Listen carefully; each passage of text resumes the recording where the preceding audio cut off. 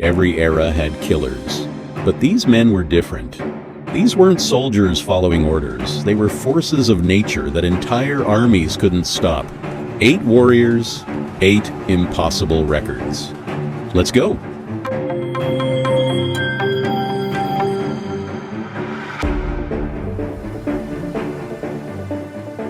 Japan, 1600s. A man walked into 61 duels and walked out of every single one. Miyamoto Musashi didn't look like a legend. He was dirty, tall, and always late. But that was the strategy. His fighting style broke every rule. While trained samurai gripped one sword with 2 hands, Musashi drew 2 blades at once, one to trap, one to kill. He called it the Way of 2 Heavens. Ugh. His final duel was against Sasaki Kojiro, a man so dangerous his signature cut mimicked the wings of a diving swallow, designed to slash twice before you could blink. Musashi showed up hours late, half asleep on a boat he'd been carving a wooden sword from. He stepped onto the beach, sun behind his back, forcing Kojiro to stare straight into the light. Kojiro swung. Musashi moved once. It was over. 61 duels. 61 victories. Never defeated. Not once. Nay Kanam Tom, Thailand, 1767. A prisoner walked into a foreign arena and dismantled an entire kingdom's best fighters. With nothing but his body. Nai Kanam Tom was captured when Burma invaded Siam. During a royal festival, the Burmese king wanted proof. Were Siamese fighters as dangerous as the rumors said? Tom was brought out in chains, then released into the ring. Before fighting, he performed a slow, moving ritual. Circling his opponent, breathing, preparing. The Burmese crowd thought it was sorcery. It wasn't, it was focus. Then he moved. Elbows like blades. Knees like hammers. Clinch pressure that snapped balance in seconds. His first opponent hit the ground so fast the king thought it was luck. So he sent another fighter, then another, then another. Tom fought 9 of Burma's elite warriors, one after the other, no breaks, no rest, and destroyed every single one. The king stood up, freed him on the spot, and said, "The land of Siam is full of venom. If their generals fought like this, no kingdom could ever stand." Jebel, Mongolia, 1200s. A warrior shot an arrow that almost killed Genghis Khan, then used that moment to build the most decorated military career in Mongol history. His name was Zurgadai. Nobody knew him yet. In battle, his arrow found Genghis Khan's neck. When captured and brought forward, most men begged for mercy. Zurgadai admitted he fired the shot himself, looked Genghis in the eye, and didn't flinch. Genghis Khan didn't execute him. He renamed him Jebe, meaning arrow, and made him one of his deadliest commanders. Jebe's signature move was something no enemy could prepare for. Riding at full sprint, he would stand in his stirrups, gain height above his horse, and fire long-range arrows with terrifying precision, all while the animal moved at full speed beneath him.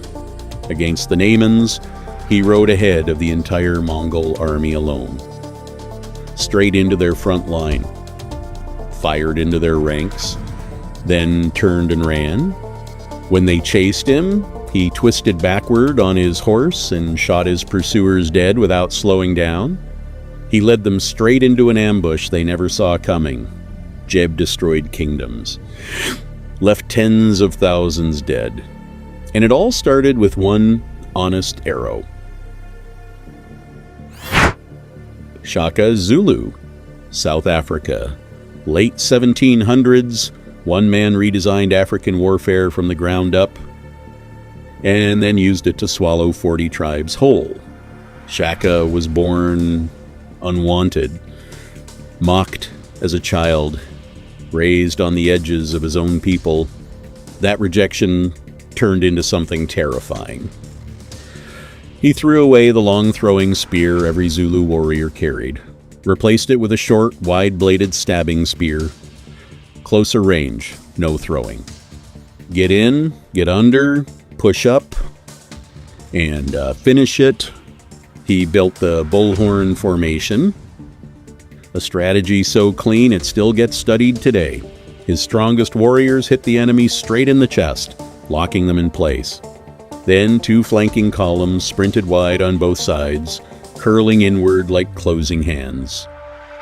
Squeezing the enemy into a circle they couldn't escape, his soldiers ran 50 kilometers a day, barefoot, over rocks and thorns, to make them harder than anything they'd ever face. Under Shaka, the Zulu didn't just win battles.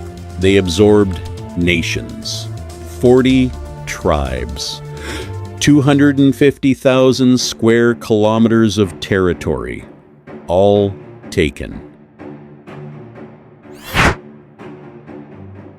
Simo Heha, Finland, 1,939, 1 man, 1 rifle, and 100 days.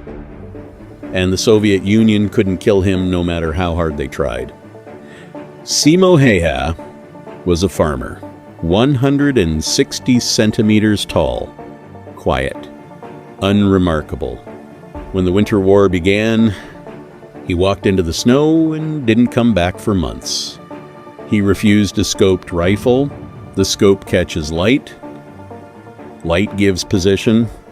Instead, he used iron sights, pressed flat into the snow, invisible in a white suit, and made kills at 400 meters that most snipers wouldn't attempt with modern equipment. He kept snow packed in front of his barrel so muzzle flash disappeared. He held cold snow in his mouth so his breath wouldn't steam in the frozen air. He moved positions constantly. He blended so completely into the white landscape that Soviet soldiers died without ever knowing where the shot came from. The Soviets put a bounty on his head, sent specialist counter-snipers, called in artillery strikes on a single man's position. He survived everything. 500 confirmed kills, 100 days. The most lethal sniper in recorded human history. And he did it all without a single scope. Alvin C. York, France, 1918.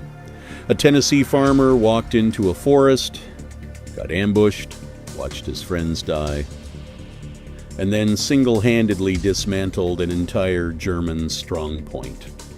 Alvin York didn't want to fight. He was a deeply religious man who applied for conscientious objector status twice. The army said no, so he went.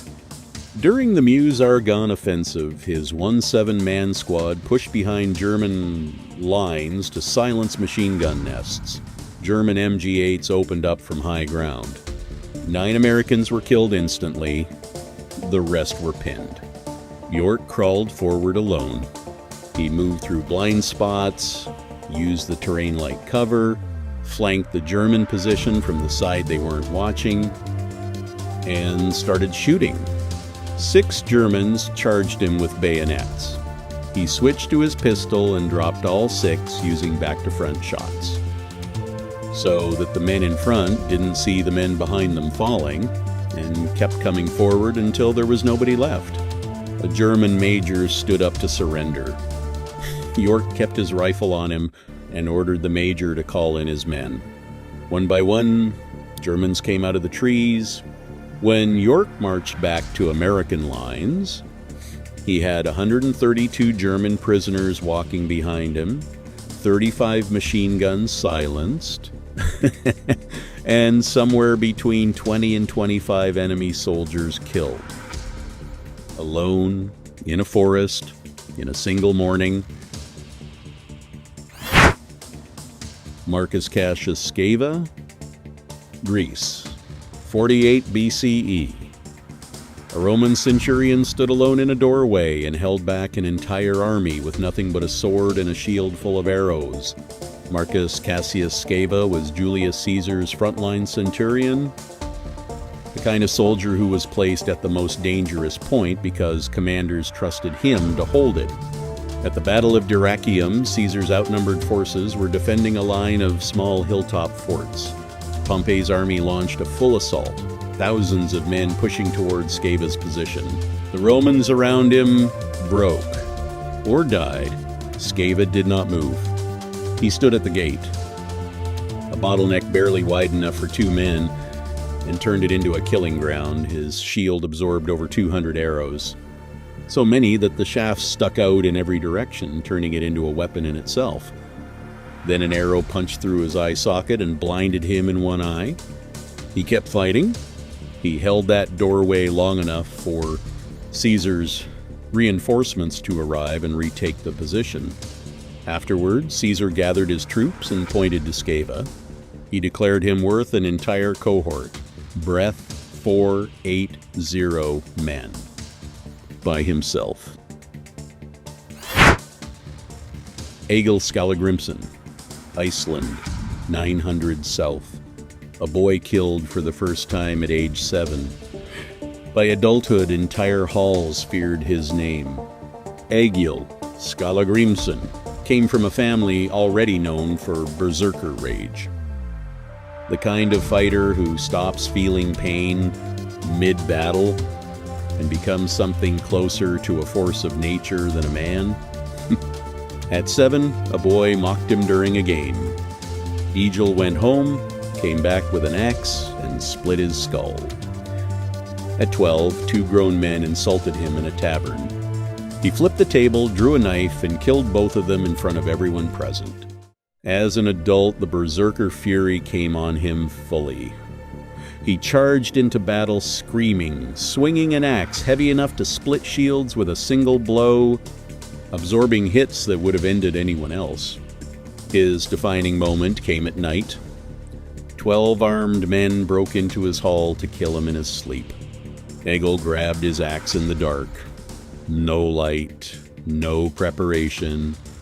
Dragged the first body to block the doorway and turned the entrance into a funnel. One at a time, they came through. One at a time, he cut them down. All 12, alone, in the dark. He walked out without dying. 8 warriors, 8 different weapons, 8 different centuries. One thing in common: when the world pushed, they pushed back, harder than anything the world had seen. Where are you from? And which warrior from your part of the world do you want to see next?